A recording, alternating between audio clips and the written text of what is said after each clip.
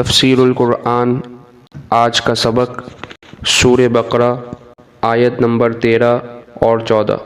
اعوذ باللہ من الشیطان الرجیم، بسم اللہ الرحمن الرحیم۔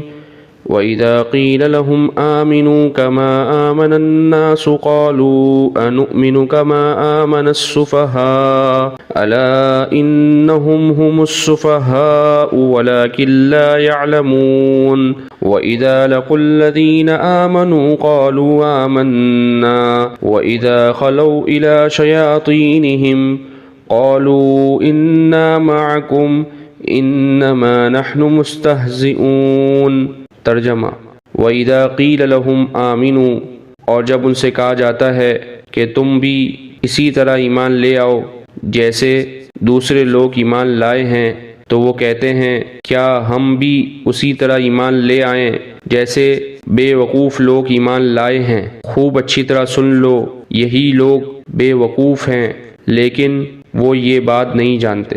وَإِذَا لَقُوا الَّذِينَ آمَنُوا، اور جب یہ ان لوگوں سے ملتے ہیں جو ایمان لا چکے ہیں تو کہتے ہیں کہ ہم ایمان لے آئے، اور جب یہ اپنے شیطانوں کے پاس تنہائی میں جاتے ہیں تو کہتے ہیں ہم تمہارے ساتھ ہیں، ہم تو مذاق کر رہے تھے۔ ان آیت مبارکہ کی تفسیر میں مفسرین کرام فرماتے ہیں کہ یہاں پر منافقین کے دعوے اور ان کا طریقہ کار چل رہا ہے۔ چنانچہ جب منافقین سے کہا جاتا تھا کہ ایمان لے آؤ، یعنی دین اسلام کو سچے دل سے قبول کر لو، تو وہ کہتے تھے کہ جو لوگ ایمان لائے ہیں وہ تو بے وقوف ہیں، ہم بے وقوفی کا کام کیوں کریں۔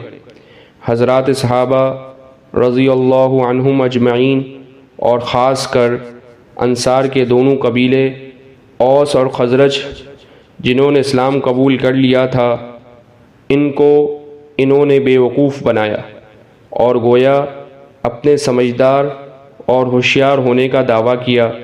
اللہ جل شانہ نے فرمایا بلا شبہ یہ خود بے وقوف ہیں لیکن جانتے نہیں ہیں۔ منافقین کا یہ طریقہ تھا کہ مومنین سے کہتے تھے ہم تو ایمان لا چکے ہیں، اور جب تنہائیوں میں اپنے شیطانوں کے پاس یعنی کفر کے سرداروں کے پاس جاتے تھے جو کھلے کافر تھے، ان سے کہتے تھے کہ بلا شبہ ہم تو تمہارے ساتھ ہیں۔ یہ جو مسلمان سے کہہ دیتے ہیں کہ ہم مسلمان ہیں، یہ تو ہمارا مذاق ہے۔ ان کا مذاق بنانے کے لیے بطور دل لگی ہم ان کے سامنے ان کی جماعت میں ہونے کا اقرار کر لیتے ہیں، لیکن اندر سے اور دل سے ہم تمہارے ساتھ ہیں۔ وآخر دعوانا الحمدللہ رب العالمین۔